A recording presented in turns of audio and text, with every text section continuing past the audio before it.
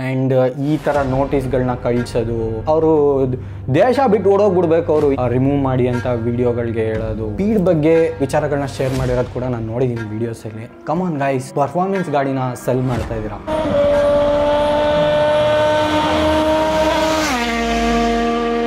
ಅಲ್ಲ, ನಮಸ್ಕಾರ ಸ್ನೇಹಿತರೆ.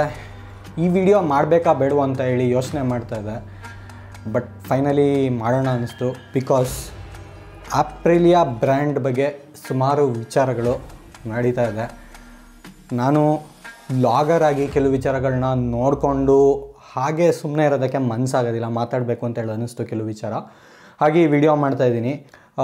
ಸೊ ನಿಮಗೆ ಗೊತ್ತು, ಸುಮಾರು ಆನ್ಗೋಯಿಂಗ್ ಇಶ್ಯೂಸ್ ನಡೀತಾ ಇದೆ ವಿತ್ ಆಪ್ರಿಲಿಯಾ ಬ್ರ್ಯಾಂಡ್. ಅಂದರೆ ಲೈಕ್ ಸುಮಾರು ಜನ ಕಸ್ಟಮರ್ಸು ಅದ್ರದ್ದು ಇಂಜಿನ್ ಇಶ್ಯೂಸು ಸ್ಪೆಷಲಿ ಫೇಸ್ ಮಾಡ್ತಾರೆ, ಅದನ್ನೆಲ್ಲ ಶೇರ್ ಮಾಡ್ತಾ ಇದ್ದಾರೆ. ವೀಡಿಯೋಸ್ ಇದೆ ಆನ್ಲೈನು ಸುಮಾರು, ಅದು ಎಲ್ಲ ನೋಡ್ತಾ ಇರ್ತೀನಿ. ಆಮೇಲೆ ರೀಸೆಂಟಾಗಿ ಐ ಥಿಂಕ್ 1 or 2 days ಮುಂಚೆ ಆಟೋ ಕಾರಲ್ಲೂ ಕೂಡ ಅಷ್ಟೇ ಆಪ್ರಿಲಿಯಾ ಒಂದು ಸ್ಟೇಟ್ಮೆಂಟ್ ಕೊಟ್ಟಿರೋದನ್ನು ಮೀಡಿಯಾಗೆ ಹಾಕಿದ್ರು. ಆಮೇಲೆ ಅವರೂ ಅಷ್ಟೇ ಅವ್ರ ಕಸ್ಟಮರ್ ಜೊತೆ ಇಂಟ್ರ್ಯಾಕ್ಟ್ ಮಾಡಿರೋದು ಒಂದೆರಡು ಸ್ಟೇಟ್ಮೆಂಟ್ಸ್ ಕೂಡ ಅದರಲ್ಲೆಲ್ಲ ಮೆನ್ಷನ್ ಮಾಡಿದರು. ಸೊ ಇವೆಲ್ಲ ನೋಡಬೇಕಿದ್ರೆ ನನಗೂ ಏನೋ ಒಂದೆರಡು ವಿಚಾರ ಮಾತಾಡಬೇಕಂತೇಳಿ ಅನ್ನಿಸ್ತು.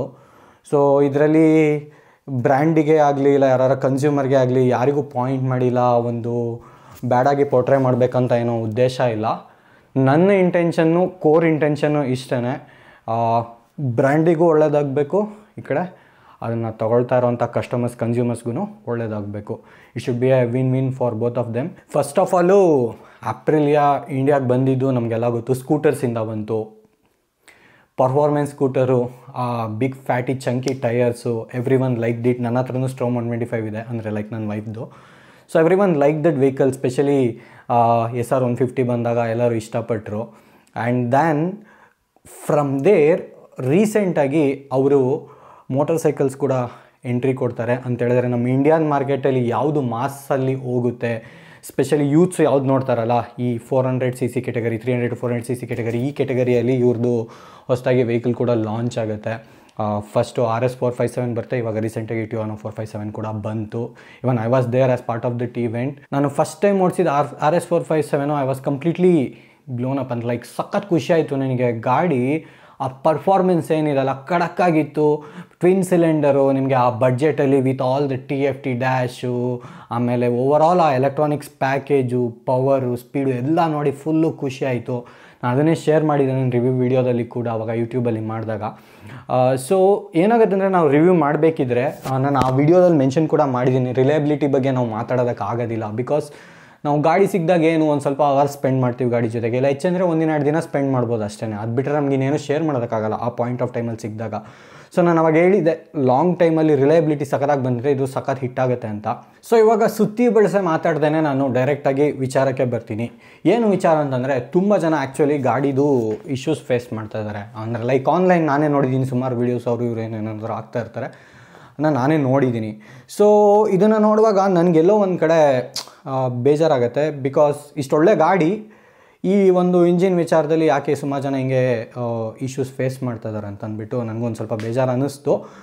ಬಿಕಾಸ್ ನೋಡಿ, ಈ 300 to 400 ಕೆಟಗರಿಯಲ್ಲಿ ಯಾರು ಗಾಡಿಗಳನ್ನ ತೊಗೊಳ್ತಾರಲ್ಲ, ಅವ್ರಿಗೂ ತುಂಬ ಕಷ್ಟಪಟ್ಟು ಒಂದು ಆ ಡ್ರೀಮ್ ಇಟ್ಕೊಂಡು ತೊಗೊಳ್ತಾರೆ. ಅಂದರೆ like it will be there hard and money. For example, ನಾನು KTM RC90 ತೊಗೊಬೇಕಿದ್ರೆ ನಾನು ಬ್ಯಾಂಕಲ್ಲಿ ಲೋನ್ ಮಾಡಿ ಎಷ್ಟು ಕಷ್ಟಪಟ್ಟು, ನಾನು ಫಸ್ಟ್ ಬೈಕು ನನ್ನ ದುಡ್ಡಲ್ಲಿ ತೊಗೊಂಡಿದ್ದು, ಎಷ್ಟು ಕಷ್ಟಪಟ್ಟು ತೊಗೊಂಡಿದ್ದೆ ಅಂದರೆ ಬ್ಯಾಕ್ ಇನ್ 2015 ನನಗೆ ಅದು ನೆನಪಿದೆ. ಸೊ ಈ ಒಂದು ಡ್ರೀಮ್ಸ್ ಇಟ್ಕೊಂಡು ಆ ಪರ್ಫಾರ್ಮೆನ್ಸ್ ಮೋಟರ್ ಸೈಕಲ್ನ ತೊಗೊಳ್ತಾರೆ. ಸೊ ತೊಗೊಂಡು ಸ್ವಲ್ಪ ಟೈಮ್ಗೆ ಏನಾದರೂ ಅವರಿಗೆ ಪ್ರಾಬ್ಲಮ್ಸ್ ಬಂತು ಅಂತ ಹೇಳಿದ್ರೆ ಬೇಜಾರಾಗ್ಬಿಡುತ್ತೆ. ಸೊ ಇನ್ನೊಂದೇನು ಗೊತ್ತಾ, ನಾನು ಹೇಳ್ತೀನಿ, ಈಗ 100 ಗಾಡಿ ಬರುತ್ತೆ ಅಂತ ಅಂದ್ಕೊಳ್ಳಿ ಒಂದು ಕಂಪನಿಯಿಂದ. ಒಂದು ಕಂಪನಿನ 100 ಗಾಡಿ ಬಂದು 100 ಗಾಡಿನೂ ಚೆನ್ನಾಗಿರುತ್ತೆ ಅಂತ ಅಂದ್ಬಿಟ್ಟು ಹೇಳೋಕ್ಕಾಗಲ್ಲ, ಎಲ್ಲೋ ಒಂದೊಂದು ಕಡೆ ಇಶ್ಯೂಸ್ ಬರುತ್ತೆ. ಫಾರ್ ಎಕ್ಸಾಂಪಲ್ 1-2 ಗಾಡಿ ಬಂದರೆ ಯಾರೂ ತಲೆ ಕೆಡಿಸ್ಕೊಳ್ಳೋದಿಲ್ಲ, ಅದು ಅಷ್ಟು ಹೈಲೈಟ್ ಆಗೋದಿಲ್ಲ. ಬಟ್ ಬಂದು 100 ಗಾಡಿಯಲ್ಲಿ ಒಂದು 5-10 ಗಾಡಿ ಇವಾಗ ಇಶ್ಯೂ ಇತ್ತು ಅಂತ ಅಂದ್ಕೊಳ್ಳಿ. ಅವಾಗ ಏನಾಗುತ್ತೆ ಅಂತಂದರೆ, ಗಾಡಿ ಎಷ್ಟು ಕರೆಕ್ಟಾಗಿದೆ ಅನ್ನೋದಕ್ಕಿಂತ ಗಾಡಿ ಎಷ್ಟು ಹಾಳಾಗಿದೆ ಅನ್ನೋದೇ ಹೈಲೈಟ್ ಆಗೋದು ಜಾಸ್ತಿ. That's how it works actually, ಅಲ್ವಾ? ಯಾವಾಗೂ ನೆಗೆಟಿವ್ ಆಗಿ ಏನಿರುತ್ತೆ ಅದು ಬೇಗ ಹೈಲೈಟ್ ಆಗುತ್ತೆ ಪಾಸಿಟಿವ್ ಆಗಿರೋದಕ್ಕಿಂತ.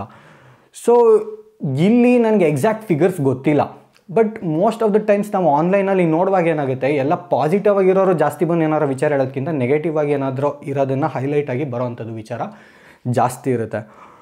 ಸೊ ಇದನ್ನು ಆಪ್ರಿಲಿಯಾ ಏನು ಮಾಡ್ಬೇಕಂತ ಹೇಳಿದ್ರೆ ನನಗನ್ಸೋದು, ಐ ನೋ ದಟ್ ಆಪ್ರಿಲಿಯಾ ನಮ್ಮ ವಿಡಿಯೋ ಅದರಲ್ಲೂ ಕನ್ನಡದಲ್ಲಿ ಇದನ್ನು ನೋಡ್ತಿರೋದಿಲ್ಲ, ಬಟ್ ಬೀಯಿಂಗ್ ಎ ವ್ಲಾಗರ್ ನನಗೇನು ಅನಿಸುತ್ತೆ ಅಂತಂದರೆ ಈ ಒಂದು ವಿಚಾರದಲ್ಲಿ ಆ ಇಶ್ಯೂಸ್ ಯಾರಿಗೆ ಬರುತ್ತೆ ಅಲ್ಲ ಅದನ್ನು ಇವರು ನೋಡಿಬಿಟ್ಟು ಅಡ್ರೆಸ್ ಮಾಡಿದ್ರೆ ಒಳ್ಳೆಯದು. ಯಾರಾದರೂ ಇರ್ಬೋದು ಕಸ್ಟಮರ್ಸು, ಬಟ್ ನಾನು ಸುಮಾರು ಜನಕ್ಕೆ ನೋಡ್ತೀನಿ ಲೀಗಲ್ ನೋಟಿಸ್ಗಳು ಕಳಿಸೋದು, ಲೈಕ್ ನಿಮ್ಮ ವೀಡಿಯೋಸ್ ಹಾಕಬೇಡಿ ಅಂತ ಹೇಳೋದು. I think that is not the right approach ಅಂತ ನನಗೆ ಪರ್ಸ್ನಲಿ ಅನಿಸುತ್ತೆ. ಏಕೆಂದರೆ ನಾವು ಒಂದು ಬ್ರ್ಯಾಂಡು ಗಾಡಿ ತೊಗೊಳ್ಬೇಕಿದ್ರೆ ನಮಗೆ ಪರ್ಸ್ನಲಿ ಏನು ಅನ್ಸುತ್ತೆ ನಾವು ಅದನ್ನ ಶೇರ್ ಮಾಡ್ತೀವಿ. ಫಾರ್ ಎಕ್ಸಾಂಪಲ್ ನಾನು ಹಿಮಾಲಯನ್ ತೊಗೊಂಡಿದ್ದೆ, ನನಗೇನು ಎಕ್ಸ್ಪೀರಿಯನ್ಸ್ ಇತ್ತು ನಾನು ಶೇರ್ ಮಾಡಿದ್ದೀನಿ. ಫಾರ್ ಎಕ್ಸಾಂಪಲ್ ನನ್ನ ಗಾಡಿದು ಚಾಸಿಸ್ ನಂಬರ್ ರಾಂಗ್ ಆಗಿ ಬಂದಿತ್ತು. So those kind of issues ನಮಗೆ ಬರೋದನ್ನು ನಾವು ಹೇಳ್ತೀವಿ. ಸೊ ಬೇಸಿಕಲಿ ಇಶ್ಯೂಸ್ ಬಂದರೆ ಇಶ್ಯೂನ ಅಡ್ರೆಸ್ ಮಾಡಬೇಕು, ಅದು ನನ್ನ ಪಾಯಿಂಟು. ಈಗ ಇನ್ನೊಂದು ನಾನು ನಿಮಗೆ ಸಿಂಪಲ್ಲಾಗಿ ಹೇಳ್ತೀನಿ ನೋಡಿ. ಫಾರ್ ಎಕ್ಸಾಂಪಲು KTM ಬಂತು ಫಸ್ಟು, ಡ್ಯೂಕ್ ಫಸ್ಟ್ ಜೆನ್ ಬಂದಾಗ ಎಷ್ಟು ಇಶ್ಯೂಸ್ ಇತ್ತು. ಆಯಿತು, ಡ್ಯೂಕ್ ಬಿಟ್ಬಿಡಿ, ನೀವು RC390 ಬಂತು, it's a sports bike. RC390 first Zen ಬಂದಾಗ ಎಷ್ಟು ಇಶ್ಯೂಸ್ ಫೇಸ್ ಆಗಿದೆ ಗೊತ್ತಾ? ತುಂಬ ಜನ ನಮ್ಮದೇ ಗ್ರೂಪ್ ಇತ್ತು, ಎಷ್ಟು ಪ್ರಾಬ್ಲಮ್ಸ್ ಬರ್ತಿತ್ತು ಗೊತ್ತಾ? ನನ್ನ ಗಾಡಿನೂ ಪ್ರಾಬ್ಲಮ್ಸ್ ಬಂದಿದೆ, ಎಸ್ಪೆಷಲಿ ಫ್ಯಾನ್ ರಿಲೇಟೆಡ್ಡು. ಸೊ ಆವಾಗ ಆ್ಯಕ್ಚುಲಾಗಿ ಕಂಪನಿ ವಾರಂಟಿ ಥ್ರೂ ಅದನ್ನು ರೆಡಿ ಮಾಡಿಕೊಟ್ಟಿದ್ರು. ಆಮೇಲೆ ರಾಯಲ್ ಎನ್ಫೀಲ್ಡನ್ನೇ ತೊಗೊಳ್ಳಿ ನೀವು. ರಾಯಲ್ ಎನ್ಫೀಲ್ಡು ಆ್ಯಕ್ಚುಲಿ ಎಷ್ಟು ಗಾಡಿಗಳು ಚಾಸಿಸ್ದು ಪ್ರಾಬ್ಲಮ್ಸ್ ಬಂದಿತ್ತು. ಈಗ 450 ಬಿಟ್ಬಿಡಿ, ಮುಂಚೆದೇನಿತ್ತಲ್ಲ ಫಸ್ಟ್ ಜೆನ್ನು, ಅದರಲ್ಲೇ ನೀವು ಹಿಮಾಲಯನ್ ತೊಗೊಂಡ್ರೆ ಎಷ್ಟು ಪ್ರಾಬ್ಲಮ್ಸ್ ಬಂದಿತ್ತು.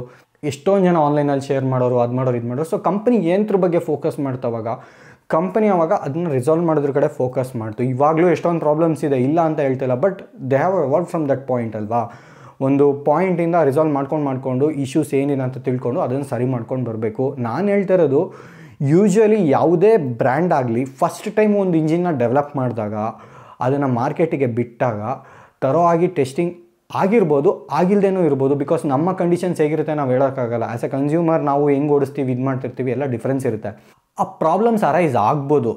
ಕಂಪನಿ ಅದನ್ನು ಅಡ್ರೆಸ್ ಮಾಡೋದ್ರ ಕಡೆ ಫೋಕಸ್ ಮಾಡಿ ಅದು ಆ್ಯಕ್ಚುಲ್ ಪಿನ್ ಪಾಯಿಂಟ್ ಮಾಡಿಕೊಂಡು ಇಶ್ಯೂ ಏನಿದೆ, ಇದನ್ನು ಹೆಂಗೆ ಸರಿ ಮಾಡ್ಬೋದು ಅನ್ನೋದ್ರ ಕಡೆ ಕಾನ್ಸಂಟ್ರೇಟ್ ಮಾಡಿ ಆ ಇಶ್ಯೂ ಫರ್ದರ್ ಫ್ಯೂಚರಲ್ಲಿ ಬರದೇ ಇರೋ ಥರ ಅವಾಯ್ಡ್ ಮಾಡಿ ಆಲ್ರೆಡಿ ಗಾಡಿಗಳಲ್ಲಿ ಯಾವುದ್ರಲ್ಲಿ ಇಶ್ಯೂ ಬಂದಿರುತ್ತೆ ಅದನ್ನು ಅಡ್ರೆಸ್ ಮಾಡಿದ್ರೆ ಕಂಪನಿಗೂ ಒಳ್ಳೆಯದು, ಜನಕ್ಕೂ ರೆಸ್ಪೆಕ್ಟ್ ಇರುತ್ತೆ ಬ್ರ್ಯಾಂಡ್ ಬಗ್ಗೆ. ಈಗ ಮುಂಚೆ ಬಂದಿದ್ದ ಬ್ರ್ಯಾಂಡ್ಗಳು ಹಾಗೇನೇ ಎವಾಲ್ವ್ ಆಗಿರೋದು. ಹಿಮಾಲಯನ್ ಫಸ್ಟ್ ಟೈಮ್ ಬಂದಾಗ ಹೆಂಗೆ ಎವಾಲ್ವ್ ಆಯಿತು, RC390 ಬಂದಾಗ ಹೆಂಗೆ ಎವಾಲ್ವ್ ಆಯಿತು. ಈ ಒಂದು ಎವಲ್ಯೂಷನ್ ಭಾಳ ಇಂಪಾರ್ಟೆಂಟು ಫಸ್ಟ್ ಟೈಮ್ ಅದು ಮಾರ್ಕೆಟಿಗೆ ಆ ಸೆಗ್ಮೆಂಟಲ್ಲಿ ಬಂದಾಗ. So that is what I feel that Aprilia should do.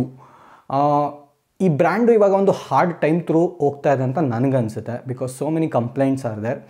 So ತಿರುಗಿಬಿಡೋದಕ್ಕಿಂತ ಕಸ್ಟಮರ್ಸ್ ಮೇಲೆ, ಕಸ್ಟಮರ್ಸಿಗೆ ಸಪೋರ್ಟಿವ್ ಆಗಿದ್ದರೆ it's good for both the customer and as well as the brand ಅಂತ ನನಗನ್ಸುತ್ತೆ ಪರ್ಸ್ನಲಿ. ಸೊ ನೆಕ್ಸ್ಟ್ ಪಾಯಿಂಟು, ಕೆಲವರು ಸ್ಪೀಡ್ ಬಗ್ಗೆ ಅದ್ರ ಬಗ್ಗೆ ವಿಚಾರಗಳನ್ನ ಶೇರ್ ಮಾಡಿರೋದು ಕೂಡ ನಾನು ನೋಡಿದ್ದೀನಿ ವೀಡಿಯೋಸಲ್ಲಿ. ಕಮಾನ್ ಗೈಸ್, ನೀವು ಒಂದು ಒಳ್ಳೆ ಪರ್ಫಾರ್ಮೆನ್ಸ್ ಗಾಡಿನ ಸೆಲ್ ಮಾಡ್ತಾಯಿದ್ದೀರಾ. ಸೊ 5 ಲಕ್ಷ ಜನ ಅದಕ್ಕೆ ದುಡ್ಡು ಹಾಕ್ತಾರೆ ಅಂತ ಹೇಳಿದ್ರೆ ಅದನ್ನು ಒಂಚೂರು ಫೀಲ್ ಮಾಡ್ಕೊಳ್ಳೋದಾಗ ಗಾಡಿ ಓಡಿಸ್ತಾರೆ. ಅವ್ರು ಲಿಮಿಟ್ ಬಿಟ್ಟು ಓಡಿಸ್ಬೇಕಂತ ಹೇಳ್ತಾಯಿಲ್ಲ, ಅವ್ರು ಲಿಮಿಟಲ್ಲಿ ಆಗೋ ಥರದಲ್ಲಿ ನೋಡಿಕೊಂಡು ಸೇಫಾಗಿ ಓಡಿಸ್ತಾರೆ. And we can say that ಹಂಗಿದ್ರೆ ನಾವು ಅದು ಏನು ಓಡಿಸ್ತೀವಿ ಅದು ಟ್ರ್ಯಾಕಲ್ಲೇ ಓಡಿಸ್ಬೇಕು ಅಂತ ಅಂದ್ಬಿಟ್ಟು. ಬಟ್ ರಿಯಾಲಿಟಿ ಚೆಕ್ ಮಾಡೋಣ. Most of these people who by these bikes ಅಲ್ಲ, ಎಲ್ಲರೂ ಹೋಗ್ಬಿಟ್ಟು ಟ್ರ್ಯಾಕಲ್ಲೇ ಓಡಿಸಲ್ಲ. ಬಟ್ ಟ್ರ್ಯಾಕಿಗೆ ಹೋಗಿ ಒಂದು ಪಾಯಿಂಟಲ್ಲಿ ಅವ್ರು ಓಡಿಸಿದ್ರೆ ಒಳ್ಳೆಯದು, ಆ ಪರ್ಫಾರ್ಮೆನ್ಸ್ನ ಪ್ರಾಪರಾಗಿ ಫೀಲ್ ಮಾಡೋದಕ್ಕೆ. ಬಟ್ ಅದಕ್ಕೆ ಮುಂಚೆ ಸ್ವಲ್ಪ ಹತ್ರ ಗಾಡಿ ಆಚೆ ಓಡಿಸ್ತಾರೆ. ನಾವು ಅದೇ ಪಾಯಿಂಟನ್ನು ಎತ್ಕೊಂಡು ಒಂದು ಕಸ್ಟಮರಿಗೆ ನಾವು ಸೆಲ್ ಮಾಡ್ತೀವಿ, ಆ ಪರ್ಫಾರ್ಮೆನ್ಸ್ ಚೆನ್ನಾಗಿದೆ ಅದು ಇದು ಅಂತಂದ್ಬಿಟ್ಟು. ಮತ್ತು ನಾವು ಅದೇ ಪಾಯಿಂಟ್ ಇಟ್ಕೊಂಡು ಅವ್ರ ಮೇಲೇ ನಾವು ತಿರುಗಿಬಿಟ್ಬಿಟ್ಟು ಏನಾದರೂ ಹೇಳೋದಕ್ಕೆ ಹೋಯ್ತಂದರೆ for me personally that doesn't look good. ಆ ಥರ ಲೆವೆಲ್ಗೆ ಹೋಗಬಾರ್ದು ಅಂತ ನನಗನ್ಸುತ್ತೆ. ಸೊ ಇನ್ನೊಂದು ಪಾಯಿಂಟು ಇಂಪಾರ್ಟೆಂಟು, ಈ ಮಾಡ್ಸ್ ರಿಲೇಟೆಡು.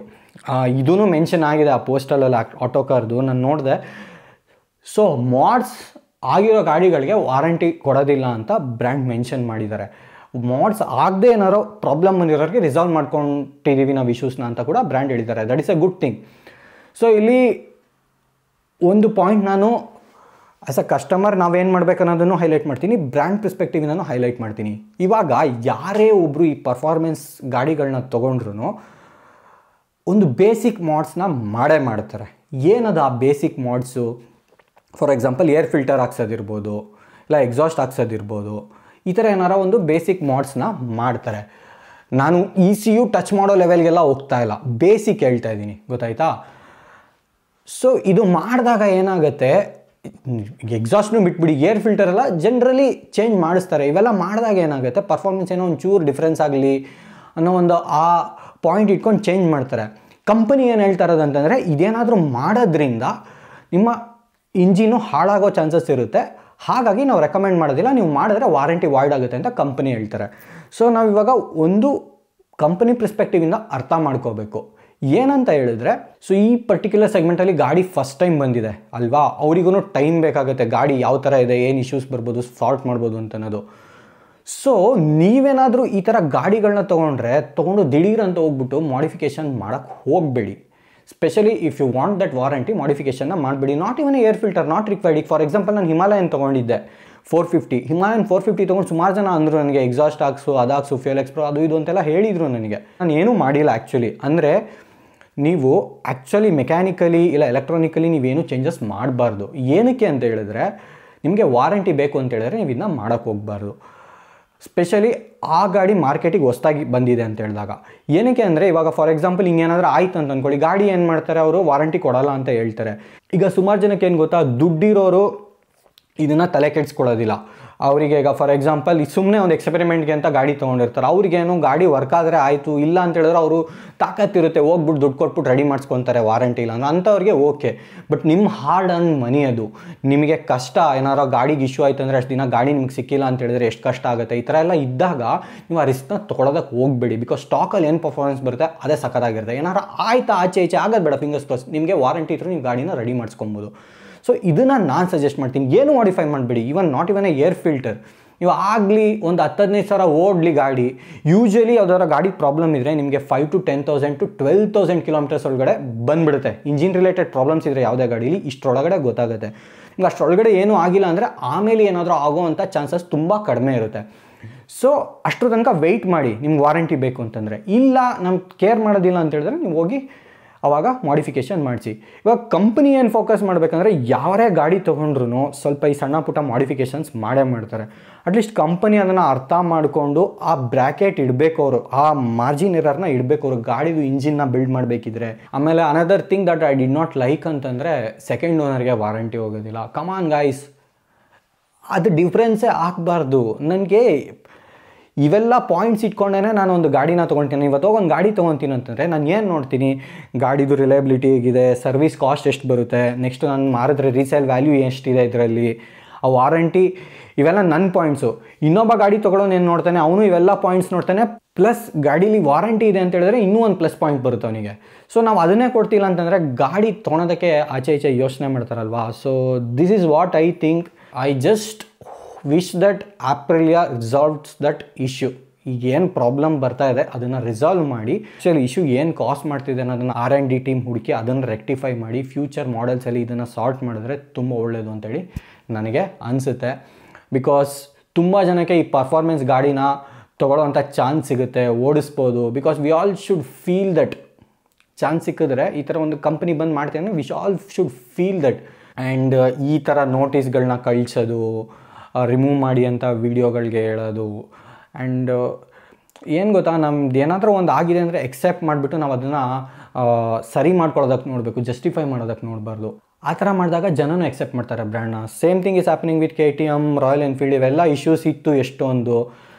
ರಾಯಲ್ ಎನ್ಫೀಲ್ಡಿಗೆ ಎಷ್ಟು ಜನ ಕ್ರಿಟಿಸೈಸ್ ಮಾಡ್ತಾರೆ ಅಂತ ಹೇಳಿದ್ರೆ, ಅವರು ದೇಶ ಬಿಟ್ಟು ಓಡೋಗ್ಬಿಡ್ಬೇಕು, ಅವರು ಹಿಂಗೆ ಆ ಲೆವೆಲಿಗೆ ಕ್ರಿಟಿಸೈಸ್ ಮಾಡ್ತಾರೆ ಬ್ರ್ಯಾಂಡಿಗೆ.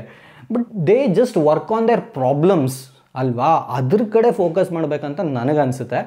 ಎನಿವೇ, ಇದು ಆಪ್ರಿಲಿಯಾ ತನಕೆಲ್ಲ ಹೋಗುತ್ತೋ ಇಲ್ವೋ, ನನ್ನ ವಿಡಿಯೋ ನೋಡಿದ್ರು ಅವ್ರಿಗೆ ಅರ್ಥ ಆಗೋದಂತೂ ಡೌಟೇನೆ. ಹಾಗಾಗಿ ನಾವು ಅವ್ರಿಗೇನು ಹೇಳೋದಕ್ಕಾಗಲ್ಲ. ಬಟ್ ಬೀಯಿಂಗ್ ಎ ಕನ್ಸ್ಯೂಮರ್, ನೀವು ಗಾಡಿನ ತೊಗೊಂಡ್ರೆ ಈ ಪಾಯಿಂಟ್ಸ್ನ ನೆನಪಲ್ಲಿ ಇಟ್ಕೊಳ್ಳಿ. ಗಾಡಿ ಚೆನ್ನಾಗಿದೆ ಅನಿಸಿದ್ರೆ ತೊಗೊಳ್ಳಿ. ಕೆಲವು ಸರಿ ಹೆಂಗೆ ಗೊತ್ತಾ, ಇಶ್ಯೂಸ್ ಇದೆ ಅಂತ ಹೇಳಿದ್ರು mind says something, heart says something ಅಂತಾರಲ್ಲ, ಆ ಥರ ನಿಮ್ಗೆ ತೊಗೊಬೇಕು ಅಂತ ತುಂಬ ಆಸೆ ಆಗಿಬಿಟ್ರೆ ಅದರಲ್ಲಿರೋ ಪಾಸಿಟಿವ್ಸ್ನ ನೋಡಿ ನಾವು ತೊಗೊಳಕ್ಕೆ ಹೋಗ್ತೀವಿ. ಸೊ ತೊಗೋಬೇಕಂದ್ರೆ ತೊಗೊಳ್ಳಿ. ಬಟ್ ವಾರಂಟಿ ಬೇಕಾ? ನೀವು ಹಾರ್ಡ್ ಆ್ಯಂಡ್ ಮನಿನ ಹಾಳು ಮಾಡ್ಕೊಳ್ಳೋದಕ್ಕೆ ಹೋಗಬೇಡಿ. ಸ್ಪೆಷಲಿ ವಿತ್ ದ ವಾರಂಟಿ ಅದನ್ನು ನೀವೇನು ಟ್ಯಾಂಪರ್ ಮಾಡೋದಕ್ಕೆ ಹೋಗಬೇಡಿ. ಸ್ಟಾಕ್ ಗಾಡಿ ಇಟ್ಕೊಂಡು ಓಡಿಸಿ. ಅವಾಗ ಏನಾರು ಇದ್ರೂ ನಿಮಗೆ ಮೈಂಡಲ್ಲಿ ಒಂದು ಕಡೆ ಪೀಸ್ ಇರುತ್ತೆ. But Aprilia, I hope that they are going through a tough time ಈ ವಿಚಾರದಲ್ಲಿ, ಸ್ಪೆಷಲಿ ಈ ಗಾಡಿ ಬಗ್ಗೆ. ಆಪ್ರಿಲಿಯಾ ಇಂಡಿಯಾ ಇದನ್ನು ರಿಸಾಲ್ವ್ ಮಾಡಿಕೊಂಡು ಅದನ್ನು ಆಚೆ ಬರಲಿ ಅಂತ ನಾನು ವಿಶ್ ಮಾಡ್ತೀನಿ ಆಪ್ರಿಲಿಯಾದಾಗೆ. I hope that they will figure it out and they come out of this. ಆಮೇಲೆ ಈ ನೋಟಿಸು ಕಳಿಸೋದೇ ಇರ್ಬೋದು, ರಿಮೂವ್ ಮಾಡಿ ಅನ್ನೋದು, ಇವೆಲ್ಲ ನಾವು ಕಂಟ್ರೋಲ್ ಮಾಡೋಕ್ಕಾಗದೇ ಇರೋ, social media is a big thing.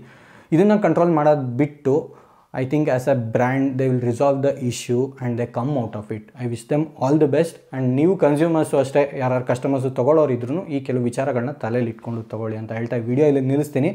But this is what I personally think. ನಿಮ್ಗೇನು ಅನ್ನಿಸ್ತು ಬ್ರ್ಯಾಂಡ್ ಬಗ್ಗೆ ಆಗಲಿ, ನಿಮ್ಗೇನಾರು ಇಶ್ಯೂ ಫೇಸ್ ಮಾಡಿದ್ದೀರಾ, ಇಲ್ಲ ನೀವೇನಾರು ಬ್ರ್ಯಾಂಡಿಗೆ ಮೆಸೇಜ್ ಕೊಡಿಸೋದಿದ್ರೆ ಏನಂತ ಮೆಸೇಜ್ ಕೊಡ್ತೀರಾ ಅಂತ ಕೆಳಗಡೆ ಕಮೆಂಟ್ಸಲ್ಲಿ ತಿಳಿಸಿ.